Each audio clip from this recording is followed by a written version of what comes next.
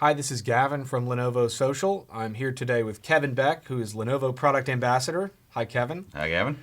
We are in a transition here, our new studio here that we're setting up, and we're here to unbox the first ThinkPad of 2012, one of many coming your way, and it's the ThinkPad T430. Kevin, why don't you do the honors with your ceremonial knife? All right.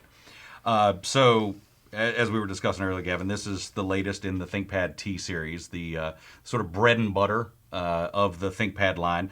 The latest in a long line of T series, starting back with the T20 back in 2000. T20, T30, T40, oddly enough, no T50, T60, T400, T410, 420, and here we go with the 430. Why do I think someone's going to write back to us and say they have a T50 that they made themselves? It's entirely possible. All right. So we've got here, as always, what we would call our ship group. We'll go ahead and take the battery out so that we'll put that in, and then your power adapter. So if you will take care of that for me. Right, and there's our first look at our T430. Go ahead. Yeah, those of you who are familiar with the line will notice this is not a significant departure from the T420. There are a few differences that we'll call out, but from a casing and mechanical perspective, this is predominantly identical to the T420. And very briefly, for anybody who doesn't know, what distinguishes the T-Series ThinkPads from their cousins in the W and X series, for instance? Okay, so an X series is a much more ultra-portable oriented line. That's your 12 and 13-inch form factors. The W is cosmetically identical in many cases to the bigger brother of this, to the T500, 510, 520, 530 series. But the W is really a workstation. Higher-end processors, graphics, different chipset, that sort of thing. And when you look at putting a headline on what this new T430 is, it's hard to not put it in the larger context of all these ThinkPad Classic models that are about to come out. Again, the W series and the X series, first and foremost. Tell us, sort of from a high level, what we might be looking at for this 2012 line of ThinkPads. Okay, just some of the sort of intangible changes. For those of you who are familiar with our enhanced experience, which is just basically a lot of testing and tuning, as well as a few other things that we put in to just make sure that it boots as fast as possible, suspends, resumes, shuts down as fast as possible. We've moved to enhanced experience 3.0 on that. And then we, Dolby Advanced Audio certification on this. On the T430, we also have Microsoft Link Voice over IP certification.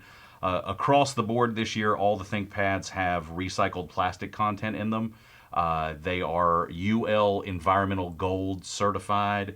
The packaging, as you saw, is all 100% recyclable and predominantly recycled.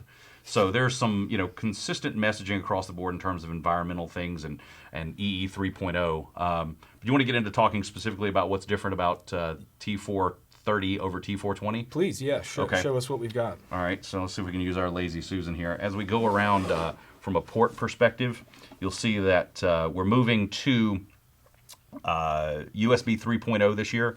We'll have 2 USB 3.0s out of the 4 that are on this machine. The one significant change that we've made here is we've moved from the full-size display port to a mini display port. Then you've got your combo audio out here and your standard VGA jack. The 2 exhaust ports for the cooling system, power, Ethernet. That is one of the USB 2.0 ports, and since it is colored yellow, that's our always-on USB 2.0 port so that you can use it to charge phones and music players and that sort of thing. Sure. Then here we've got the fourth USB port, our express card slot, our SD card slot, our optical drive, and this model is equipped with the optional smart card reader. Nice, okay. Right? So for those companies that use that. Just to interject really quick, the significance of USB 3.0, faster data transfer rates, right? Is it something like 10 times as fast as 2.0? Thereabouts. Yeah, okay. Definitely much faster. Good, okay. So we'll open it up and get to the biggest change that everyone's going to see for this year, which is the new keyboard.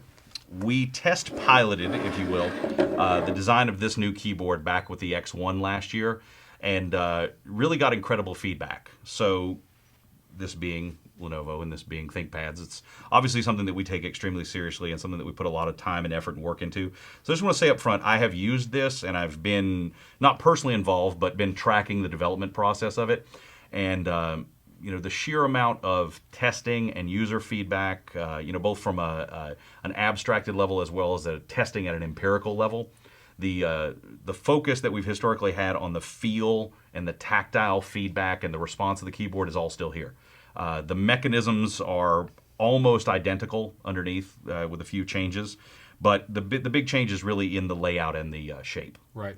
Now, I'm going to interject two things here. One is I've already heard from people on Lenovo's Facebook, global Facebook page, and on Twitter who are living in fear of the new 6-row keyboard instead of 7. And to balance that, I also know that Laptop Magazine called the X1 the best laptop keyboard they'd ever tested. They or somebody said it was the Stradivarius of laptop keyboards. Right. So how do we reconcile those two things? So here's my personal view on this. A large part of what made a ThinkPad keyboard feel, and I'm not talking about layout here, but from a tactile response perspective, was the design and the testing that we did on the mechanisms that lift the keyboard. Right, so every keyboard is tested key to key, machine to machine to make sure there's a consistent feel. That methodology is absolutely maintained. And basically what we've done is taken the sides of the keys and instead of doing a classic sort of canted style, we've pulled the sides in straight, and it's actually made the top typing surface of the key 30% larger than it was in previous generations. Okay. So is there a productivity message along with that, I suppose, or fewer mistakes? Fewer mistakes, and the feedback on the typeability of it from the focus groups has been extremely good, right? In that it may even be better than previous generations. So obviously there's some changes to the layout. We've gone from a 7-row to a 6-row. And for those 4 of you out there who may ever watch this who may be interested, you will notice that some of the legacy keys that existed on keyboards like break, sysrec, print screen, and a few others are no longer actively screened on this keyboard. A lot of those are actually left over from green screen terminal emulation days. They are all, however, hard mapped into the keyboard. I don't know them off the top of my head, but we will announce those. There are shortcuts to let you get to the keys, the function of the keys that we had removed. Correct. So now every ThinkPad in the upcoming generation will have the option for a backlit keyboard. And what is interesting is we've also kept the Think Light. So now the function spacebar function will actually cycle through off, keyboard low light, keyboard high light, and the Think Light. So you can light it from every angle. Is that best of both worlds? Disco light, perhaps strobe effect. Yeah, it'll hang a little disco ball off of there. So this will obviously come with the new announcement with the 3rd generation of the Intel Core i processors, the Ivy Bridge platform. The graphics on that are up to about 100% better performance, I am told. We'll have our fast boot that goes along with the EE 3.0, and these are Intel integrated graphics, a new generation of those. Right. We haven't talked about the processor, have we? No, we will continue to have Intel integrated graphics, but we will also have the NVIDIA Optimus discrete graphics available on selected models as well. Great. Okay. And why don't you get into the processor, because again we're looking at a new generation from Intel, right? Right. So simply put, this will be available with the 3rd generation of the Intel Ivy Bridge generation of processors as a platform level. That's codenamed Chief River on notebooks. So we'll have i3, i5, and i7 options available as well. So very equivalent to the range of offerings that we had in the last generation, but just refreshed for the newer Intel processor architecture. From a weight and size perspective, I think from an external dimension perspective, it's pretty much absolutely identical to the previous generation. It's coming in at 4.77 pounds, or I'm looking at my cheat sheet here, 2.16 kilograms. We do not yet have final numbers as of the time we're taping this, but we think the battery life is going to be even better than the previous generation. We're looking at, but don't anybody hold us to, we're looking at something on the close order with a 6-cell battery of about 9 hours, 9-cell battery 15 hours, and a 9-cell with an optional 9-cell slice battery clicked onto the bottom of around 30 hours. Okay, which is phenomenal, but I would also add, if you're working 30-hour days, you probably need to go see a shrink or re-examine your career choice. Yeah, if I didn't already mention it, HD as well as HD Plus screens. And then, of course, all the standard durability features that you've come to expect from ThinkPad, the exhaustive 90-plus drop test that we do, mil-spec, looking at 8, same as last generation, 8 mil-spec certifications on these machines. So not only keeping in line with the historical ThinkPad tradition, but adding a few new things every year, making sure that we keep that reliability and durability that we've historically aimed for in the ThinkPads. So this has been baked, frozen, dropped. I know the hinges Dusted, are tested 30,000 times, right? open and closed 30,000 cycles, baked, frozen, humidity, dust, and what about lack of humidity as well? Yeah, I guess that's the baking, perhaps. Yes, exactly. Talk to me about carbon fiber. That's something that I've been getting up to speed on. I know you certainly are. Right. So the top cover here is a hybrid material. It's a carbon fiber reinforced plastic and glass fiber reinforced plastic hybrid.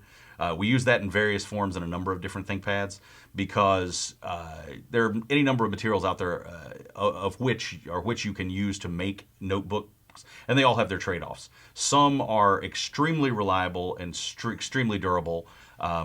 Like you could build one of these out of solid cast iron. Sure. But it would obviously be too heavy. So what we found for us is a balance of the reliability and the durability and the look and the resistance to both cosmetic and structural damage. Can you do that again? In the majority of cases, having a carbon fiber cover on our T-Series, carbon fiber and glass fiber hybrids, works extremely well for us and lets us hit the price points that we need to hit, as well as get the reliability and durability that we're looking for. Sure. What else? Anything else we've neglected to cover? No, I think that just about covers it. And as always, we'll take questions and give as many answers as we possibly can in the comments. Yeah. Well, thank you, Kevin. You're very welcome. And that is the brand new ThinkPad T430. We'll see you soon. Thank you.